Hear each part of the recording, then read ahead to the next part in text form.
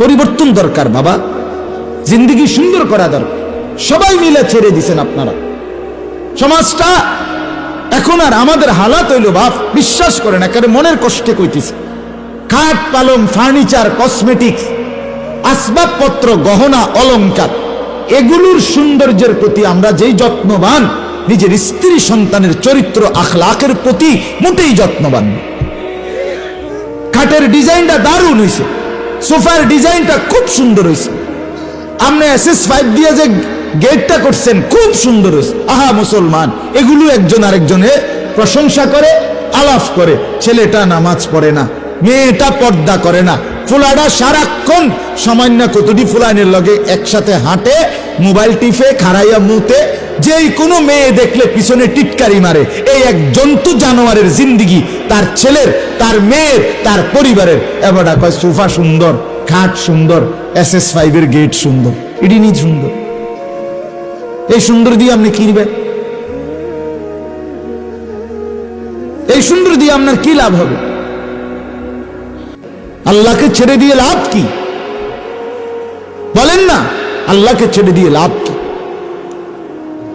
তোমরা যারা ছেলেরা সারা দিন বেটা সারা রাতও যদি তুমি উলঙ্গ ছবি দেখো, একজন হালাল স্ত্রীর, একজন পবিত্র বৈধ স্ত্রীর মাধ্যমে একজন স্বামী যেই তৃপ্তি পায়, আমি খোলামেলা কইতেছি বেটা বুঝার লাগা, তৃপ্তি পায় হালাল স্ত্রীর দ্বারা। তুমি কি 100 বছর যদি মানুষের বেডির উলঙ্গ ছবি চাও, তুমি সেই তৃপ্তি পাইবা? তো তুমি কিত্তা হুদা হাও বেডি চাও? তুমি এই প্লাস্টিক চাইয়া লাভ কি? কথা কর নাম নেই, তুমি বেকুব না? তুমি কি দেখতেছো? তুমি এটার মধ্যে মজাটা কি পাইলা? না ধরতে পারলা, না ছুঁইতে পারলা। আহা, নিজের জীবন নষ্ট করে দিলা, চরিত্রটা শেষ করে দিলা, টাকাগুলো শেষ করে দিলা, MB নষ্ট করে দিলা মোবাইলের, নিজের শরীরের যৌবনের শক্তি নষ্ট করে দিলা। জিনা, ব্যভিচার, নিজের হাতকে মন্দ কাজে ব্যবহার, অসৎ মেয়ের পিছনে ঘুরে, মদের আড্ডা, জুয়ার আড্ডা, নেশার আড্ডা, নারীর আড্ডায় ঘুরে টাং ফাং কইরা। সেদিন এক ছেলে আসছে আমার কাছে, কাঁদতেছে বসে বসে। আমি কিছে বাপ? হুজুর বাবার কামাইয়ের 45 লক্ষ টাকা, 45 লাখ টাকা এক বছরে বন্ধুদের আড্ডায় উড়ে এল।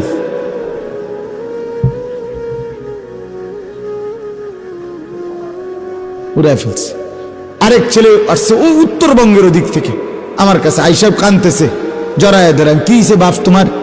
ছেলেটা বলতেছে হুজুর আমি, আমার বাবার ফার্নিচারের ব্যবসা ছিল, ফার্নিচারের ব্যবসার 17-18 লক্ষ টাকা আমি চুরি করে নিয়া জুয়া খেললা, এখন পথের ফকির হয়ে গেছে। আমার বাপও আমারে ঘরে জায়গা দেয় না, বাবাও নিঃস্ব, আমিও নিঃস্ব, বাপারও তো নাই কিছু, বেচারারও ফকির বানাই দিল। তুই নিজেও কি হয়ে গেলি? ফকির হয়ে গেলি। করলিটা কি বাপ? কি লাভ হইল বলে? শরাব, এটা তো প্রাচীন কাল থেকে কথা। জুয়া যারা খেলে, শেষ এই অনলাইনে মোবাইলের জুয়া হোক আর এমনি সরাসরি জুয়া হোক, জুয়ারি শেষ পর্যন্ত দিতে দিতে বসত বাড়ি, ভিটা মাটি বেচ্চা, নিজের বউ বাচ্চা শুদ্ধ বেচ্চা না। এটাই তো পরিণতি, এটাই তো পরিণতি। এই জন্য হাসি দিয়া উড়াই দিও না বাপ, হাসি দিয়া উড়াই দিও। এখান থেকে নামলে আমার পথে আমি, তোমার পথে তুমি, এটা আমিও বুঝি, তুমিও বুঝো। ঠাট্টা করে উড়াই দিলে হবে না বাবা। মুরব্বীদেরকেও বলি, আপনাদেরকেও বলি। এই উদাহরণটা শুধু একটা আয়াত শোনাচ্ছি আপনাদেরকে।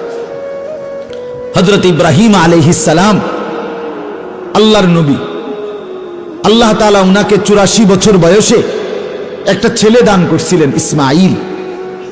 অনেক কান্নাকাটির পরে হাজেরার ঘরে ইব্রাহিম আলাইহিস সালামের স্ত্রী এই ছেলেটাকে দেওয়ার পরে আল্লাহ তাআলা একদিন ইব্রাহিম আলাইহিস সালামকে আদেশ করলেন, হে ইব্রাহিম, তুমি তোমার ছেলে ইসমাইল এবং তার মা তোমার স্ত্রী হাজেরাকে বাড়ির থেকে দূরে চোখের আড়ালে দিয়ে আসো। এটা ওনার পরীক্ষা ছিল, ইমানের পরীক্ষা, আল্লাহর ভালোবাসার পরীক্ষা। হযরত ইব্রাহিম আলাইহিস সালাম বললেন, আসলামতু, আল্লাহ আমি মেনে নিলাম, আমি মানি মাওলা, আমি আপনাকেই ভালোবাসি। আপনার হুকুম আমার জন্য শিরোধার্য। আমি পরীক্ষায় পাশ করতে চাই, আমি হারতে চাই না, ফেল করতে চাই না। আপনি বলেন কোথায় দিয়ে আসবো? আল্লাহ তাআলা বললেন, জিব্রাইলকে পাঠাচ্ছি, তুমি তাকে দেখে সে বলে দিবে। জিব্রাইল আলাইহিস সালাম সামনে থেকে ইব্রাহিম আলাইহিস সালাম ওনার স্ত্রী এবং ছেলে ইসমাইলকে নিয়ে রওনা দিয়েছেন। যেতে যেতে যেতে সেই শাম দেশ সিরিয়া থেকে আজকের মক্কা নগরী, যেখানে আল্লাহর ঘর কাবা, এখানে আইনা ইব্রাহিম আলাইহিস সালামকে জিব্রাইল বললেন, এখানে রাখেন, আল্লাহর হুকুম এখানে। হযরত ইব্রাহিম আলাইহিস সালাম জিজ্ঞেস করলেন, এটা কোন জায়গা? জিব্রাইল বললেন, এটা আল্লাহর ঘর কাবার নির্ধারিত জায়গা। কাবার ঘর যদিও তখন উপরের দেয়াল ছিল না, নিচের ভিত্তি ফাউন্ডেশন ছিল, উপরের দেওয়ালটা আল্লাহ নূহ আলাইহিস সালামের মহাপ্লাবনের সময় আল্লাহর কুদরতে আল্লাহ তুলে নিয়েছিলেন। তো ইব্রাহিম আলাইহিস সালাম এখানে স্ত্রী সন্তানকে রাখছেন। চারদিকে তাকাইয়া দেখছেন, যে দূর নজরে যায় চতুর্দিকে কোথাও এক ফোঁটা পানি নাই, কোথাও একটা খাবারের বা কোনো ফল ফলাদি গাছ বৃক্ষ তরু লতা ঘাস, একটা মাটিতে গজানো একটা উদ্ভিদ, একটা কিচ্ছু নাই, একজন জনবসতি, কোনো মানুষ নাই। হায় আল্লাহ! শোনা তো গল্প, গল্প শোনা তো সহজ, কল্পনা করে দেখেন, কোলের মাসুম বাচ্চা, 84 বছর কান্নার পরে যে বাচ্চা, স্ত্রী সন্তানকে এই অবস্থায় দুদু মরুভূমিতে রেখে দিলেন। কিচ্ছু নাই, না পানি আছে, না খাদ্য আছে, না মানুষ আছে, বেঁচে থাকার কোনো অবলম্বনই নাই, কোনো সহায় নাই, কিচ্ছু নাই। এই অবস্থায় রেখে রওনা দিলেন হযরতে হাজেরা। ইব্রাহিম আলাইহিস সালামের, ওই ছেলে লাল শার্ট, কথা বলো না, কথা বলো না, ছাড়ো ওর থেকে তুমি আলাদা হও, আলাদা হও বেটা, বেটকাইও না বেটা, বেউকুফের মতো।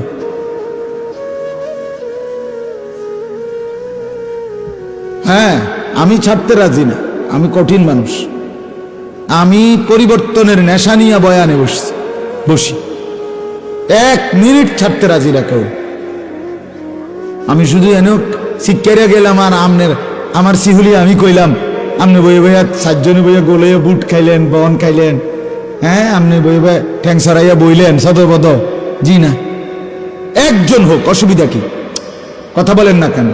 একজনকে বললে গুনাহ, ক্ষতি, লস না, একজন গাফেলকে বলে লাভ নেই, ফালতু মানুষকে বলে লাভ নেই।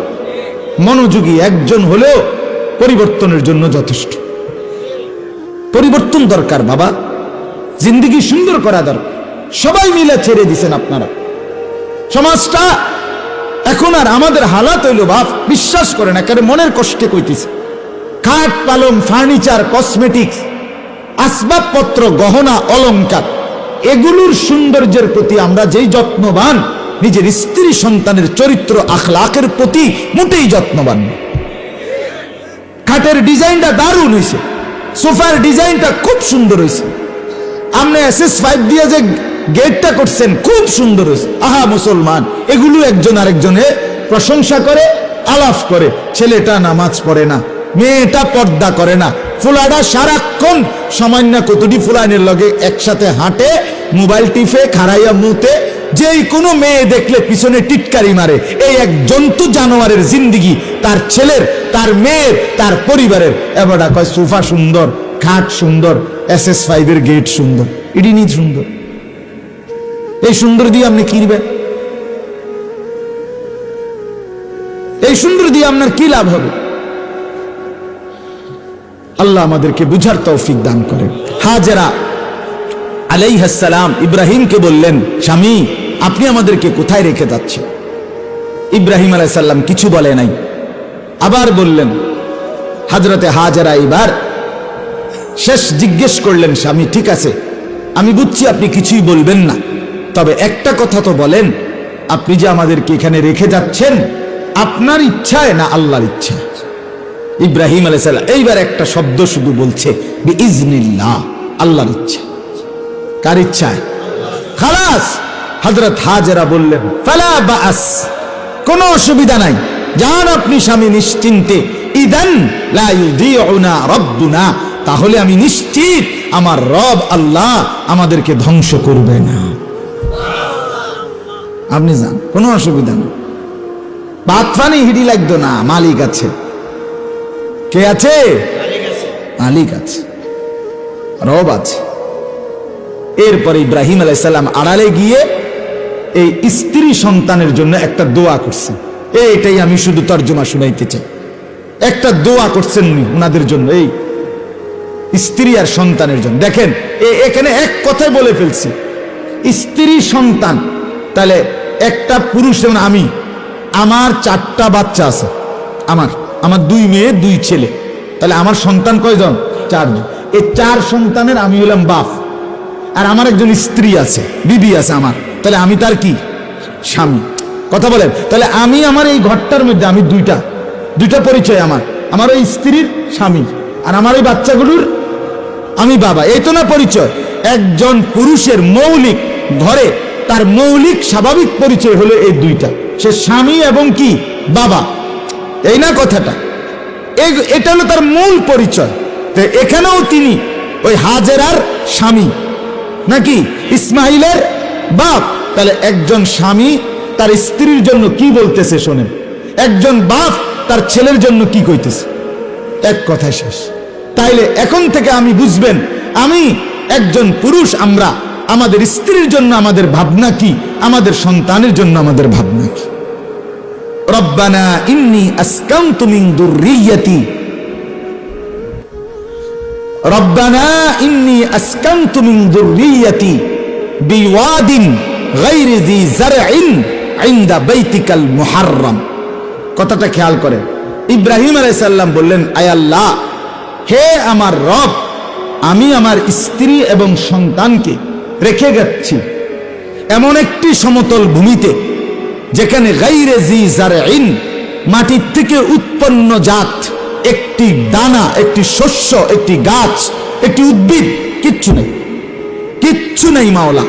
তবে মাওলা কিছু নাই, চারদিকে একটা বড় সান্ত্বনা আছে, ইনদা বাইতিকাল মুহাররম, এখানেই নাকি আপনার ঘর। সুবহানাল্লাহ। কিচ্ছু লাগতো না মাওলা, আপনার ঘরের কাছে বলে সারব। ইনদা বাইতিকাল মুহাররম, আপনার সম্মানিত পবিত্র ঘরের পাশে গাছপালা তরু লতাহীন এক দুধু মরুভূমিতে আমি আল্লাহ রাখলাম। এবার আমার চাওয়া, ইব্রাহিম আলাইহিস সালাম বলতেছে, আমি স্বামী, আমার স্ত্রী আছে এখানে, আমি বাবা, আমার সন্তান আছে এখানে, আমি আপনার কাছে 3টা জিনিস চাই। কয়টা জিনিস? এক নাম্বার, আমার স্ত্রী আমার সন্তানের জন্য 1 নম্বরে রব্বানা লিয়ুকিমুস সালাহ, আল্লাহ প্রথম চাওয়া, তারা যেন, স্ত্রী সন্তান যেন মৃত্যু পর্যন্ত নামাজ আদায় করে। এক স্বামী তার স্ত্রীর জন্য প্রথম চাওয়া, কানের ফুল নাকের ফুল না, সেজদা। এক বাবার সন্তানের জন্য প্রথম চাওয়া সেজদা, গোলামি, আল্লাহর বন্দেগী, ইবাদত, আখিরাত। কি আখিরাত? প্রথম চাওয়া কি বলেন না বাপ? আখিরাত। যে স্বামী তার স্ত্রীর জন্য আখিরাতের ফিকির করে না, সে প্রকৃত মুসলিম স্বামী না, এমনে স্বামী উপভোগ করতেছে আর কি, বেড়ি ফাইছে, বেড়ির লগে সময় কাটাইতেছে আর কি তা। কিন্তু মুসলিম স্বামী, মুসলমান স্বামী, সে যে তার স্ত্রীর 1 নম্বরে কিসের ফিকির করে? আখিরাতের ফিকির, ইবাদতের ফিকির। যে বাবা তার ছেলে মেয়ের জন্য নামাজের ফিকির করে না, ইবাদতের ফিকির করে না, ওইটা বাপ হইতে পারে কিন্তু মুসলিম বাপ নয়। কথা বোঝেন নাই আমার? কি বাপ? মুসলিম বাপ নয়। এমনে বাপ, এমনে বাপ, আমনেরও ফুত ওইছে আরে, হেতে পয়সা কামা, এক বেলা আমনে কামাইছেন, পরের বেলা এখন হেইতে কামাই আমনেরে খাবাইবে অমান। ছোট থাকতে আমনে আমারে ভাঙ্গাস খাওয়াইছেন আব্বা, আমনেরে বুড়া গেলে আমি ভাঙ্গাস খাওয়াইতে আছি, সমান খালাস। মরার পরে আপনারও কিচ্ছু নাই, আমারও কিচ্ছু নাই। কথা কয় না? এক মুসলিম বাবার স্বপ্ন হবে সন্তানের জন্য প্রথম চাওয়া হবে কি? আখিরাত। আখিরাত। রব্বানা লিয়ুকিমুস সালাহ, রব্বুল আলামিন আমার স্ত্রী সন্তান যেন মৃত্যু পর্যন্ত নামাজ আদায় করে।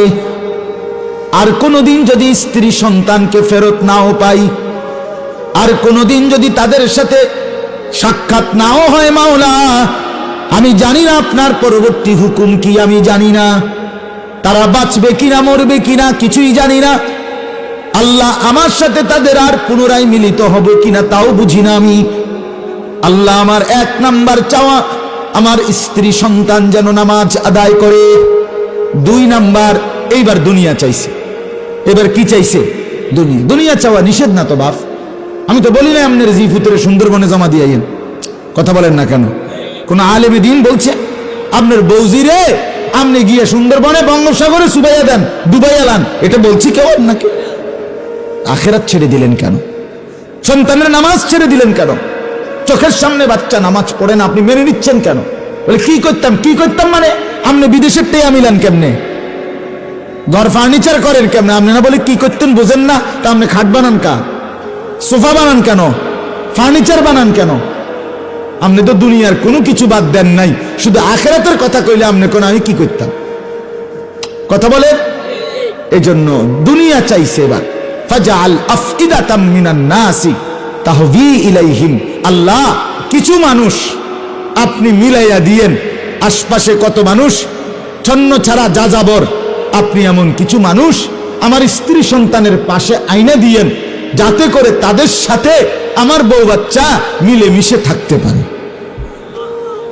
3 নাম্বার, ওয়ারযুকহুম মিনাস সামারাত, আল্লাহ আমার স্ত্রী সন্তানকে ফল ফলাদি দিয়ে আপনি রিজিক দিয়েন।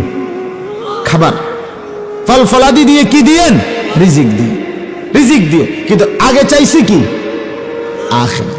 এরপরে বলছে কিছু মানুষ বিরায় দেন, এরপরে বলছে তাকে রিজিক দিয়েন। লাস্টে এক কথায় ফিনিশিং দিছে। 3টা জিনিস। আল্লাহ আপনার কাছে সন্তানের নামাজ চাইলাম, স্ত্রীর নামাজ চাইলাম। 2 নম্বরে কিছু মানুষ ভিড়াইয়া দিয়েন। 3 নম্বরে ফলমূল দিয়ে রিজিক দিয়েন।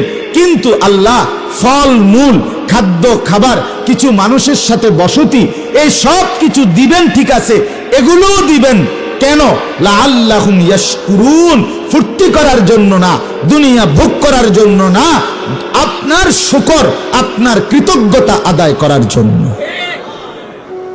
ভাতও দিয়েন আপনার শুকরের জন্য, আপনি খাইতেও দিয়েন আপনার শুকর আদায় করার জন্য, ঘুমাইবার সুযোগ দিয়েন আপনার শুকর আদায়ের জন্য। রাত্রিবেলা ঘুমাইছেন ফজরের নামাজ আদায় করার জন্য, শুকরের জন্য, এমনি না। অতএব আমি আপনাদের কাছে আমার কথা শেষ করছি এই কথা বলে যে আপনারা আমরা প্রত্যেকেই মেহেরবানি করে আপনাদের ছেলে মেয়েকে যত্নবান হন। বাপ মাদ্রাসায় পড়াইতেই হবে, আপনারা পড়াইতেই হবে। আপনারা নাহলে কষ্ট পাবেন। আপনারা আপনাদের ছেলে মেয়েকে ঠকাইয়েন না, আপনারা নিজেরাও ঠইকেন না।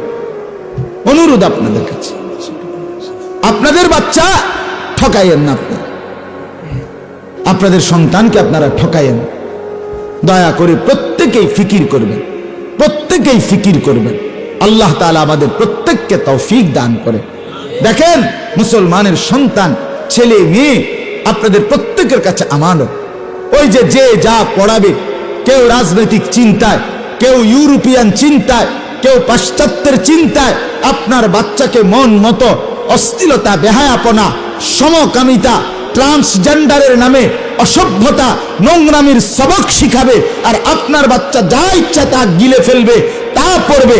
এটা মুসলমান মা বাবা এত অসচেতন হতে পারে না। মুসলিম মা বাবার উচিত আমার বাচ্চা কি পড়ছে, কি পড়বে, শুধু টাকা দিলে হবে না, আমি শুধু স্কুলের বেতন দিলে হবে না, আমি আমার বাচ্চা পড়ছেটা কি, শিখছেটা কি, এটাও দেখা উচিত, এটাও দেখা উচিত, এটাও দেখা উচিত। এই জন্য আমরা প্রত্যেকে আমাদের সন্তানদেরকে দিন শিখাই। এই আমাদের প্রিয় ভাই মাওলানা আব্দুল মান্নান ভাই অনেক ফিকির করে, কষ্ট করে মাদ্রাসাটার জন্য, দিবা রাত্রি পেরেশানি করে। আপনাদের কাছে বিনীত অনুরোধ, আপনারা প্রত্যেকেই আপনারা এই মাদ্রাসাকে ভালোবাসবেন, সব মাদ্রাসাকে আপন মনে করবেন, মাদ্রাসায় ছাত্র পড়তে দেন, নিজের সন্তান, নিজের কন্যা, নিজের ছেলে, নিজের মেয়েকে দিন শিখান। আখিরাতের জরিয়া হবে, আখিরাতের জরিয়া হবে, পরকালের পাথেও হবে এবং দুনিয়ার প্রয়োজনও পূরণ হবে। দুনিয়ার প্রয়োজন, আমরাও মাকে ফেলে দেই নাই। আমরা কি মায়ের খেদমত করি না? কথা বলেন না। আমরা কি বুড়ো বাবার খেদমত করি নাই? তো তাহলে দুনিয়া ফেলে দিছি আমরা, বরঞ্চ আরো বেশি করছি। আর আখিরাত, আজকে আমার আব্বা কবরে, আমার মা আছে, আমার আব্বা কবরে গেছে, আমার আব্বা ইন্তেকাল করছে, এখন আমরা 5 ভাই, এখন আমার বড় ভাই আসবে, আমার আপন বড় ভাই। তো আমি আমার বড় ভাই, আমরা 5 ভাই মসজিদে জুমা পড়াই। সামান্য আল্লাহর দয়া যে 2-4 শব্দ কথা বললাম, বলি বা আল্লাহ বলার তৌফিক দিলেন, যা বলি আল্লাহর কথা, নেকির কথা, আখিরাতের কথা, আল্লাহর কসম প্রতি অক্ষরে অক্ষরে আমার আব্বার কবরেও নেকি পৌঁছে। তা আমার আব্বার লস হয়েছে কিতা? আমার মার কি লস হয়েছে? আমার মা মাড়ি থতে নাকি? আমার আম্মা মানুষের বাড়ি ঘুমা তো তোলে। আল্লাহকে মেনে ক্ষতি কি হয়েছে? লস কি হয়েছে? এজন্য দয়া করে ছেলেকে বঞ্চিত করবেন না, মেয়েকে বঞ্চিত করবেন না। দিন শিখান, কোরআন শিখান, আখিরাত শিখান। আল্লাহ তৌফিক দান করেন।